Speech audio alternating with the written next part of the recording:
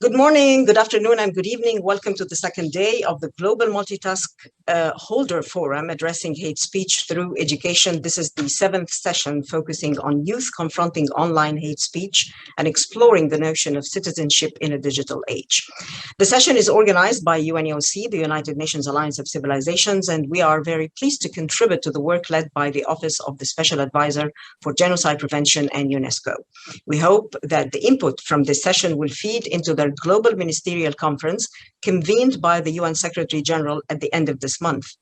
With the spread of hate speech online and offline, critical skills to screen and properly navigate digital platforms are badly needed. In this context, educators, community leaders, including faith actors and parents, are called upon to add a whole new concept to the curricula of digital citizenship. In this parallel session, participants will explore the challenges and opportunities of the digital age. We will showcase good practices from the field through three programs that UNOC is leading, namely the Youth Solidarity Fund, the Intercultural Innovation Award, and our most recent project, EDIN, Empowering Dialogue and Interfaith Networks, a joint project of UNOC and UNOCT and UNCCT. We will also be joined by Mr. Alton Grizzle from UNESCO, who will make a short intervention about how to mainstream media information literacy in the curricula. Let's get started. And good evening, Malaysia. Mr. Jason Wee, co-founder and lead coordinator, Architects of Diversity recipient of UNOC's 2021 Youth Solidarity Fund grant. Jason, the floor is yours, and please tell us about your project and how it contributed in countering hate speech and also serving educational purposes. Go ahead, please. Thank you, Ms. Nahon. Thank you, UNAC, for the invitation, opportunity to speak. My name is Jason. I'm the co-founder of Architects Diversity. To kind of kick off the context, in my role working with young people as Architects Diversity, as well as we work with discrimination and hate speech and advocacy to do with young people. Before kind of going into the lessons learned from our UNAOC funded project, I kind of want to provide some context. Myself, I am 25 years old. I grew up as a digital citizen where I participated in digital spaces since I was 9 years old. And I think contextualizing that, I want to note that digital spaces is quite different from physical spaces in the sense that it's dispersed and ungoverned, where it's oftentimes framed as an escape from the adult world, as well as it's very intertwined with the physical world, where effects translate to physical interventions. In our project titled Bridging Past, Present, Future, supported by UNAOC, we are helping and supporting young people to develop content for interracial and intergroup understanding in the historical context of Malaysia.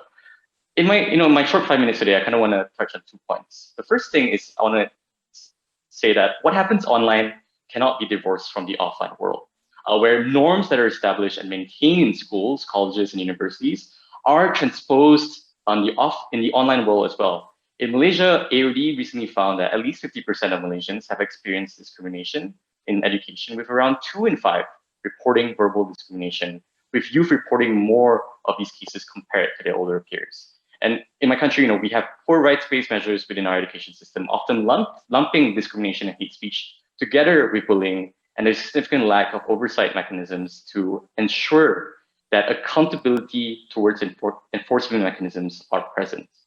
With some of our program participants that were trained in anti-discrimination advocacy, when they tried to organize events surrounding issues of discrimination and hate speech, quite a few of them faced administrative challenges in doing so within their own communities.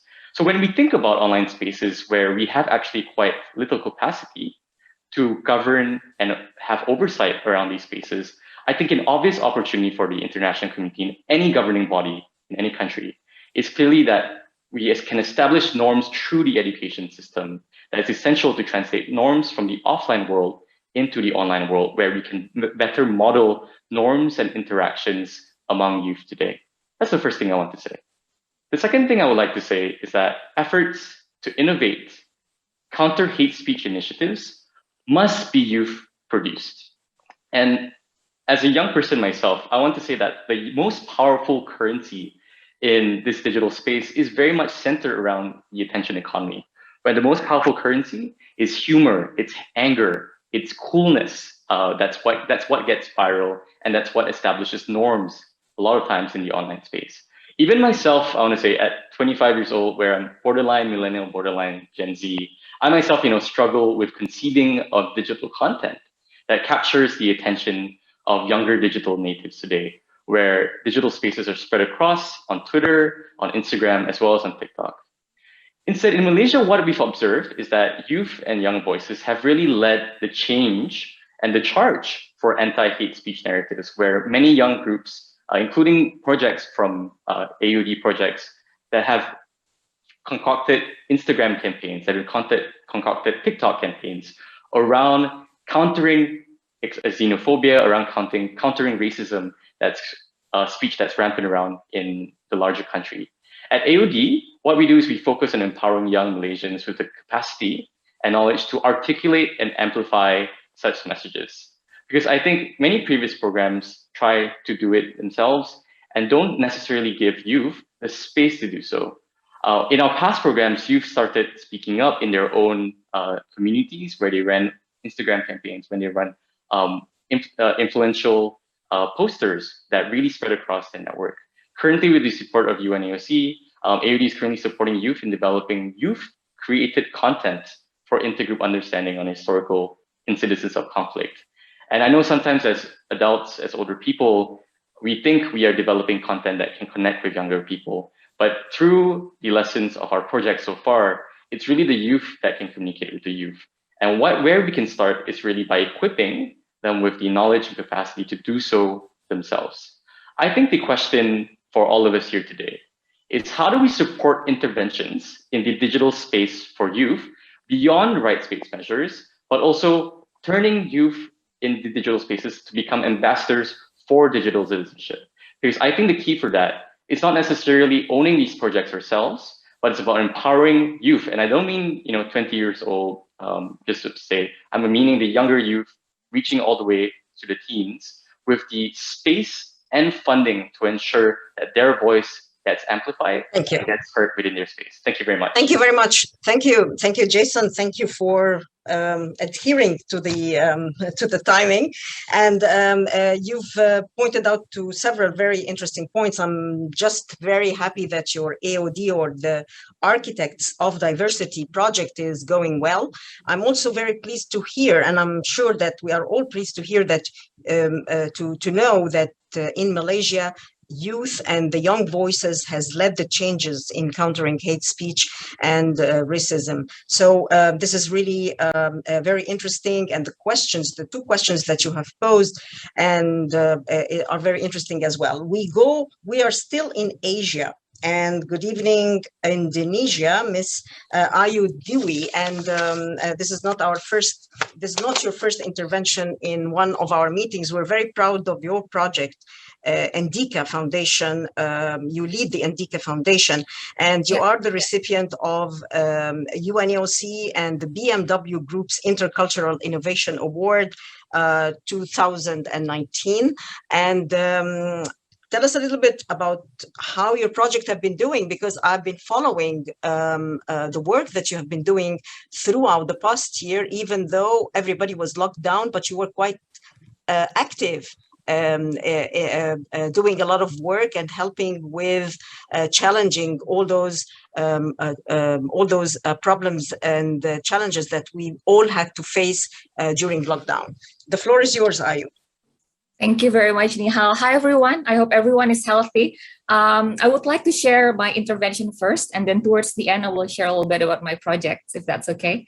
So because we're talking about hate speech, I will start with sharing what are my experiences on hate speech. I created a comic about what are the words that people have said to me online. So people have said to me that I am a stunted kid. I'm pretty petite. So when you see me, you will understand why. People have said to me that she wears hijab only because my hair is ugly. Someone has said to me that I'm a female pig. And I don't have it in the comic, but recently someone told me that I am a city rat. City rat is a very derogatory word for someone of my ethnicity. And those words would have left a deep scar in me or in anyone else, right? And in the past few years, for example, in Indonesia, the digital landscape has created not only hate speech, but also things that the young people hear and see and read in the digital media that's translated into hateful acts. So, for example, a couple of years ago, there was this young girl named Dania. She's Indonesian, 16 years old. When she was 16 years old, she convinced her entire family, 30 people, to go to Syria to join ISIS.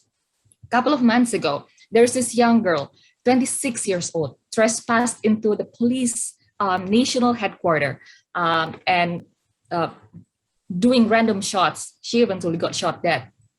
Not long after that, two young people, 26 years old, they blasted themselves in a suicide bombing in a cathedral. And the commonality between all of these incidents, they got self-radicalized online. That means this is exactly the same with the notion that Jason mentioned earlier, that we cannot separate between the digital world and the real world. Digital world is real. So we could watch a horror movie, right? And we feel scared. The horror movie is not real, but the feeling is real. We could watch a love story and we feel touched and we cry. So we cognitively understand that what we see is not real, but our mind doesn't really differentiate that. And even actually, if we think about it, right, nothing that our mind experiences is actually truly real. What we see right now, you see me talking, but it's actually just a pixel in your laptop or in your phone talking and moving. Your retina captures that image, translates that image into information to your brain. So actually, it is not reality, but to our mind, it is real. So whatever we experience in the digital world, it is actually very, very real in the mind. And it is even more real for young people. So a lot of us, some of us here are not digital natives, right?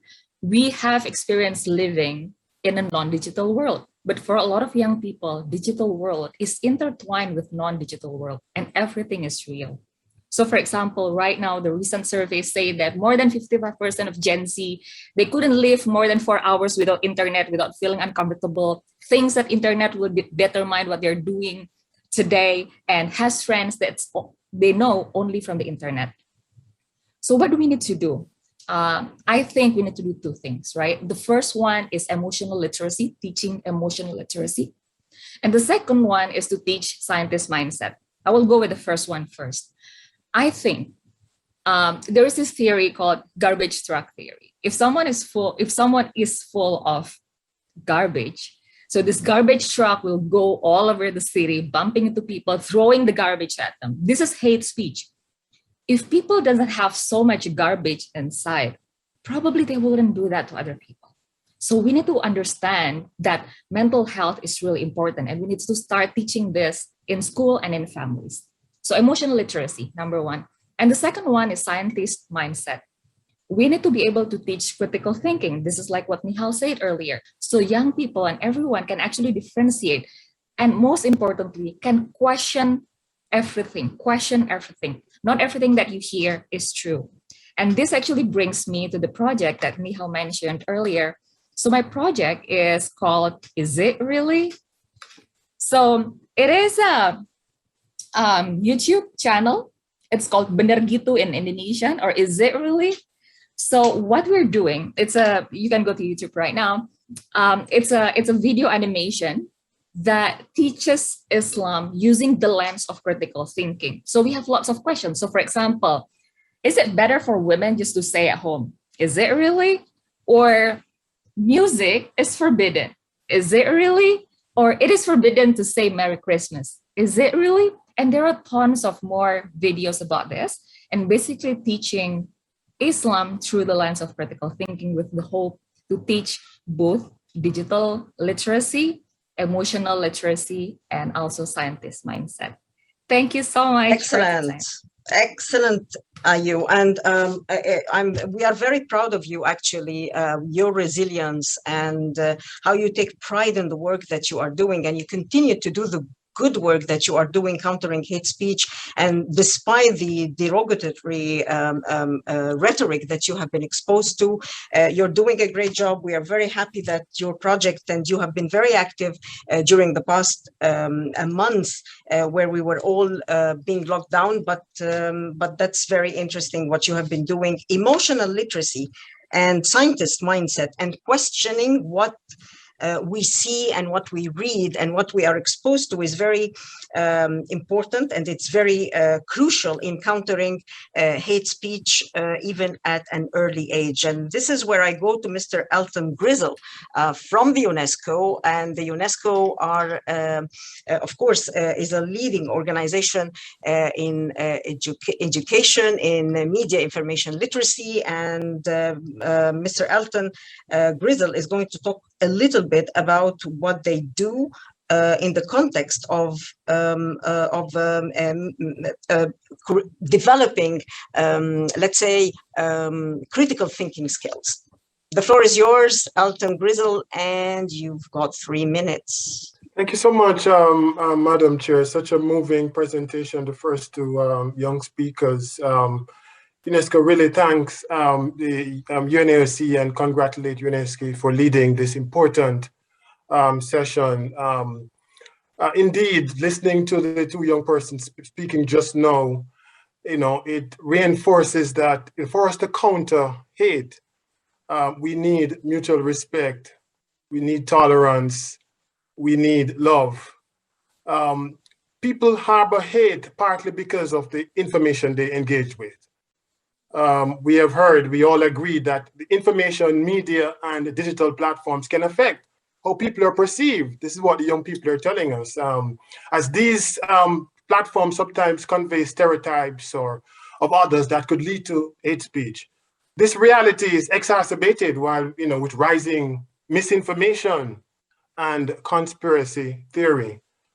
For UNESCO, we see that there's an urgency to enable people's media and information literacy competencies, and we're working very closely with UNAOC on our work. Media and information literacy empowers people to acquire competencies to think critically, evaluate information, content, or messages. Is that scientific mindset that was spoken about by the speaker earlier, questioning everything. Is it really? UNESCO and partners were implementing a comprehensive action in this area. I share with you just 3 snippets of what we're doing with a couple of projects. One, UNESCO and UNAOC. We have set up the first international media and information literacy and intercultural dialogue university network. Over 40 universities engaging in collaborative knowledge creation across cultures to stimulate dialogue both among lecturers and among students in the universities. One of the recent outputs of this network and cooperation with UNESCO and UNSC is the new UNESCO resource, which is called Media and Information Literate Citizens.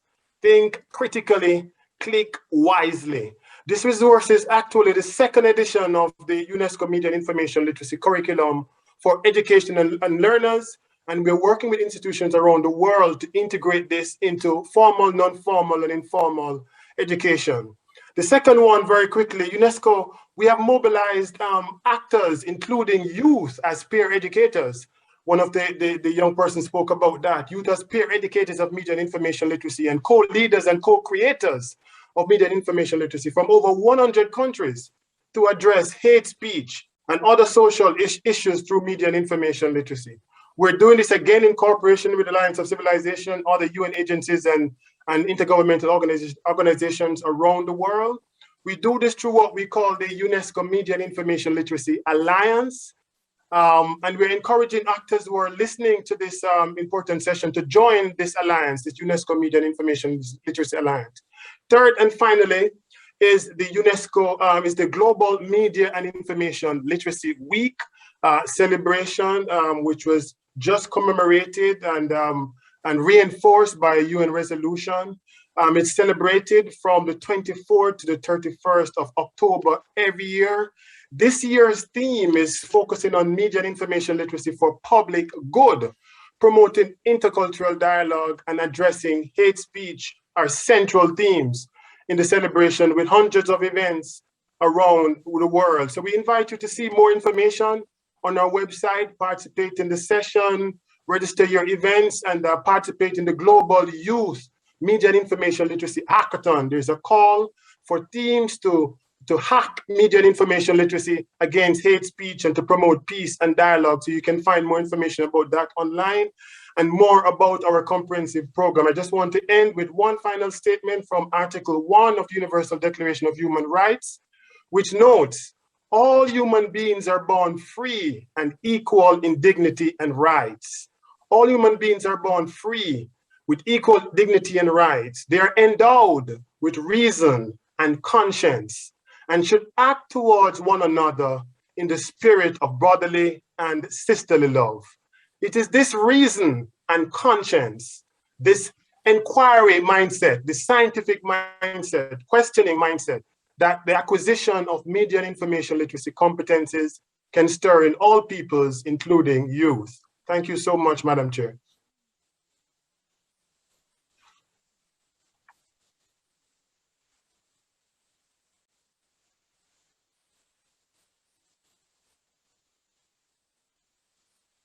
You're muted, Madam Chair, not hearing you.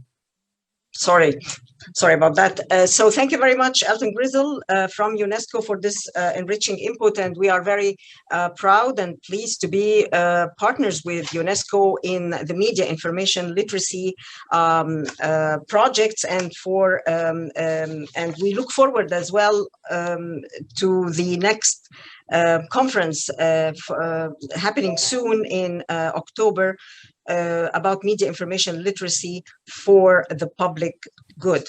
And welcome back. I just want to welcome you all to this session that is organized by United Nations Alliance of Civilizations, and we turn into more projects and examples of good practices of countering hate speech and through educational tools.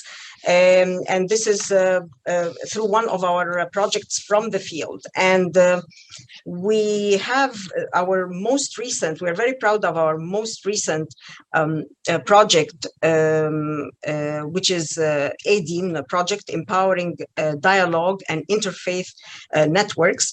And the program targets young leaders, representatives of faith-based organizations and media makers to equip them with effective communication tools through a peer-to-peer learning process with media makers, so as to enhance their capacity to challenge terrorist ideologies on the new online platforms. Similarly, young media makers are provided with religious literacy tools so as to debunk terrorist and hateful discourse and promote religious understanding as key to social cohesion.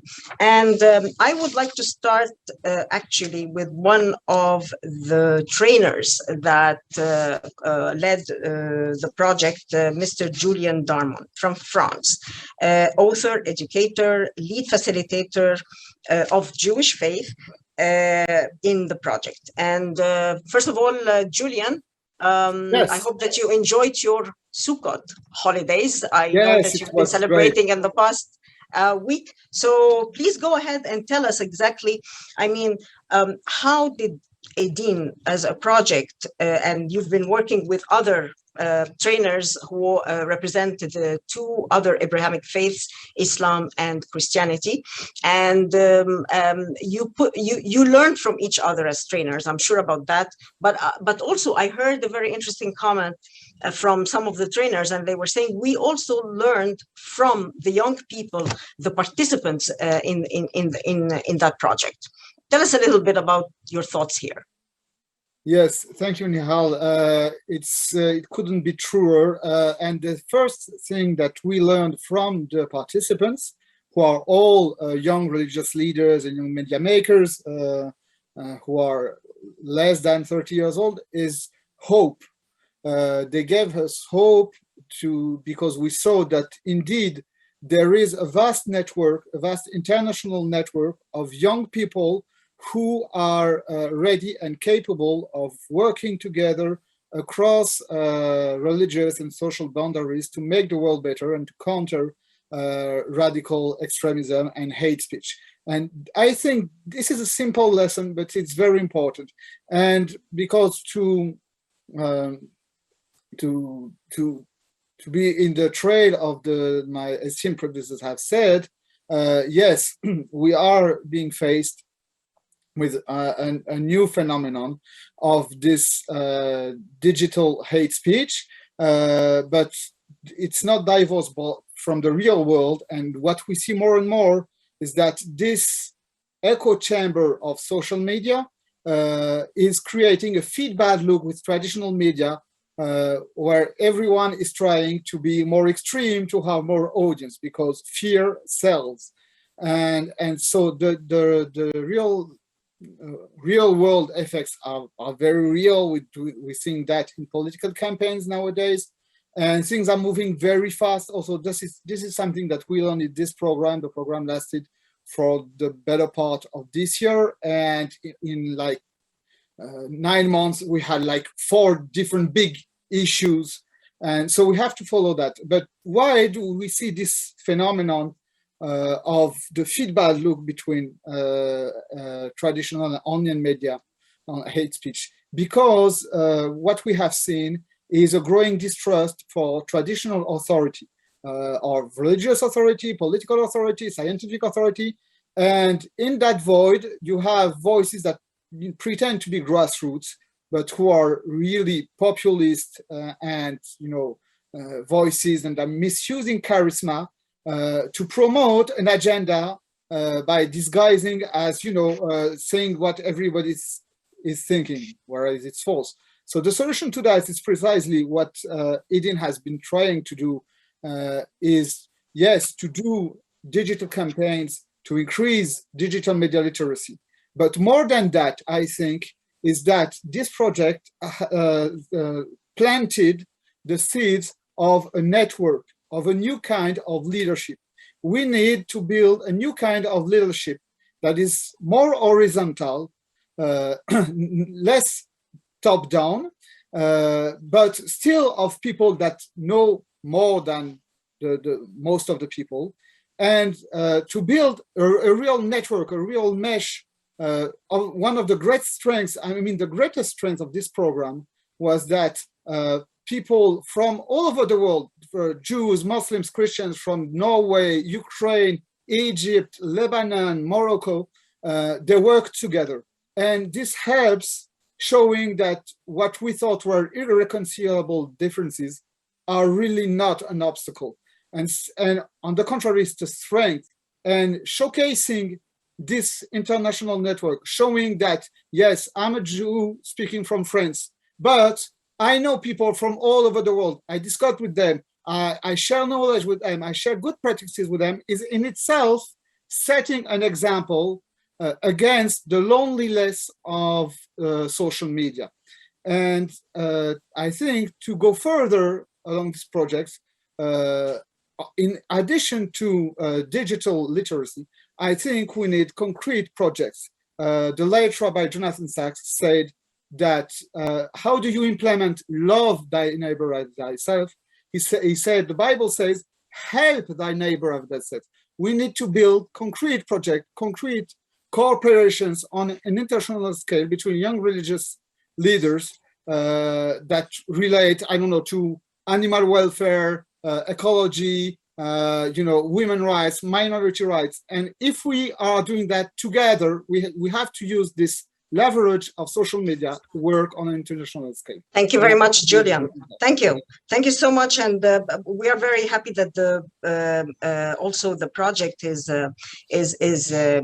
have been very successful, and we see that also demonstrated and in the campaigns that those young media makers, religious leaders, faith actors have developed very empowering media campaigns to counter hate speech, particularly hate speech that is targeting people on the basis of their religion or their belief or their ethnicity.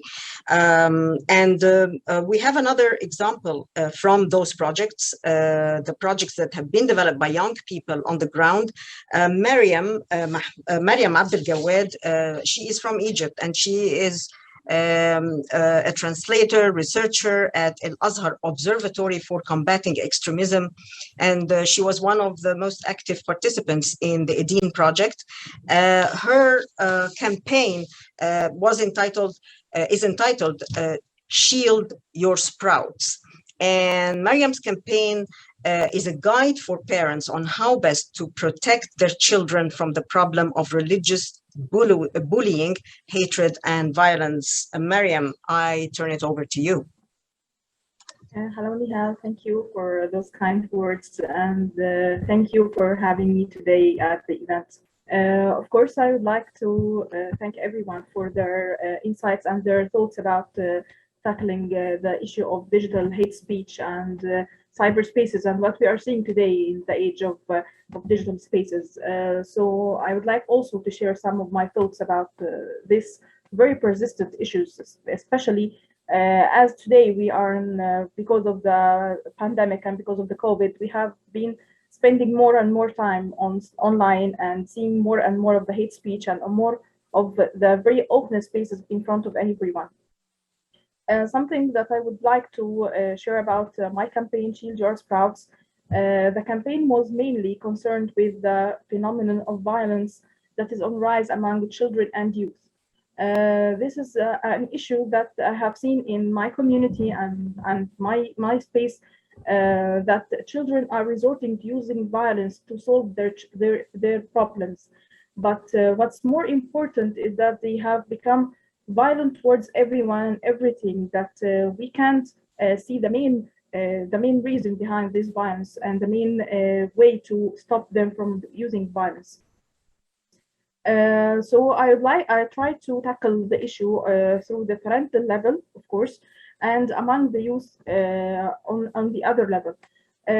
Within my campaign, Shield Your Sprouts, I try to use simple language and photos that can appeal to youth and parents. In addition, I try to make a short movie. Within this movie, I try to show everyone how can your words that you might not see as hurting, but they can hurt someone and turn him into a very violent person, maybe turning him into a radical fighter. Also, I have made a song that was aimed at telling everyone that no matter how we are different or how we can be of different races, colors, or religions, we are all one and we are brothers in humanity. We are brothers in this world, and we should unite together to make this world. One other issue that also I try to show everyone or to shed light on was the dangers of the strategies used by extremist groups to radicalize children and youth and turning them into fighters. This has been going very much through the time of the pandemic, because children nowadays spend a lot of time online, and extremist groups use this to attract the children to their speeches and their rhetoric, and to make them part of their groups, even within our homes and our communities. I wanted to tell parents that you might think that danger is far away from your kid, but no, it's very near. It's very persistent. That you need to take some time to think more about your kid and how he's interacting online digitally. One case we have seen here in Egypt, that many of our young celebrities they have faced recently many online hatred speeches because of their looks, their opinions, something that they have made online. This was very horrible, but it was very beneficial on the other side, because it helped us to see how much the effect of online hatred and the use of social media and digital spaces has grown in our communities, that everyone is now have the access to log onto those social media and digital spaces. Of course, we have a very short time, but I would like to share with you some of the recommendations that I see that we can use to help solve this issue. First 1 minute. Okay. You will have 1 minute. Okay. I believe that we need again to regain the role of parents in their children's life, that because they have become more concerned about securing their lives, the lives of their children, that they forgot how to be their role models and their guiding lines. Also, we need to properly educate our children religiously in order to shut every door before an extremist group that might exploit their ignorance of religion and radicalize them. And finally, I think we need to make more schools and programs, more programs at schools and in media to teach children about the dangers of extremist groups and the radical speeches, and also to teach them about the importance of coexistence, the respect we should have for diversity of color and religion and ethnicity. And thank you for everyone. Thank you very much, Maryam. This is very interesting, and definitely your project, Shield Your Sprouts, is one of the interesting campaigns, because you are targeting children at school, and definitely starting at an early age helps a lot in developing those critical learning skills and critical thinking skills in young people, instilling them in young people where they are young, and also educating young people not about the religions or about the faiths, but about the values that all faiths have in common is very important. And I believe that ignorance of each other's cultures and each other's faiths is also one of the reasons why people tend, or young people and not only young people, but people in general tend to have the wrong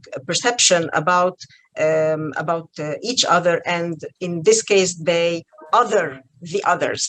So I wish you the best of luck continuing this project and continuing the good work that you are doing in debunking those hatred and racist rhetoric online and offline.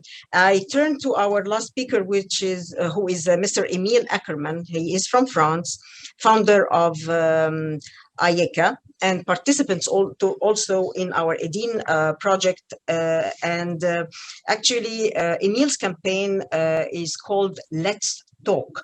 And Emile's campaign focuses on the French context, looking to surface the stories of interfaith friendship and coexistence between Christians, Jews, Muslims, and non-believers as they exist. Emile, the floor is yours. And you have...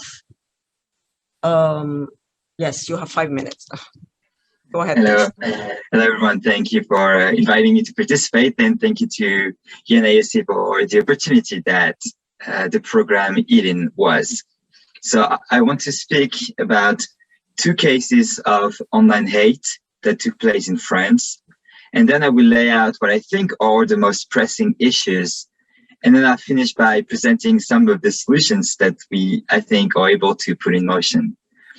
Because I'm French, yes, because I'm French, I'm going to take 2 examples that took place in France. The first one is Mila, she was 16 years old at the time, and she insulted the Muslim religion, Islam, after receiving homophobic insults online.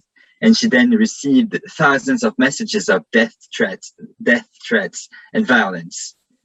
13 people were judged last week for threatening her, and the majority are not older than 20 years old, and they were not really able to answer the question, why did you do this? The second example is April Benayoun, which was participating in a beauty contest in France. And when she mentioned her Israeli origins, some people went really wild and with anti-Semitic messages on the networks, on the social networks. And also those people were judged, and some apologized to her and the judge. The line between the real and the virtual is blurred for young people today, and gives rise to the great ease with which one can pick up like the keyboard, a computer, and wish someone dead online. Mila's story began because she was insulted online, and she could as easily have had harsh words about Islam online, because it's now easy to post opinions online and blur the line between private and public. One of the other problem is how today the young people, and I think it's a big issue that we are not fully grasping today, is how the young people are defining now their identity.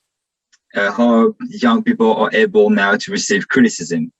Now, a criticism of religion is perceived as an insult to believers because there's a difference between myself, the religion, my nationality.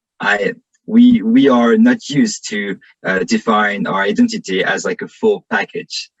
And a part of the young high school students who were surveyed in France say today that would be against the right to blasphemy. So that's why I think the response to online hatred should not be legal, but above all, educational. I think one of the big problems that we have is that we need to be able to promote critical thinking, to promote dialogue and debate on one hand, and also highlighting what brings us together on the other. That difference should not be perceived as something that is either insurmountable or as something that needs to be neutralized. So what can we do? What can we do now to fight this online hate? I think that political actors of all parties bear a very, very serious responsibility today, because I think that they are in part responsible for the polarization of the political debate, which gives rise to an ever increasing difficulty in perceiving nuanced messages. That we're not able to have a politics of debate, but what today we have is online a politics of provocation and violence with really harsh words. And this is the example that they are setting for the young people. And now they're surprised when the youth do exactly the same as what they do. And so I think that, we can have like people teaching in school about like the problems of social media. Like we are always going to be left behind because the young people after us and the younger are always going to come up with some other ways of discussing another social network. So the goal is not to say how to fight hate on Facebook, how to fight hate on Twitter. The goal is really more broad, and it's about education. Also, the legal fight is important. We need to be able to punish the hate messages there, but it's a work that it's infinite, because when you close one Twitter account, how many do you reopen? And there are hateful Telegram channels, one of which I myself appear in because it listed the Jews who appear in the media, and those Telegram channels will always be out of reach. So that's why we need programs like EDIN, and what we did with EDIN and many other French and international associations. They are really fighting to educate the young through social networks. Thank you, Emil. I'm sorry, I have to cut you here because we have 1 minute to go. I have to wrap up this session and thank everyone. It's very important what you said, that education is key. We have to go beyond. Our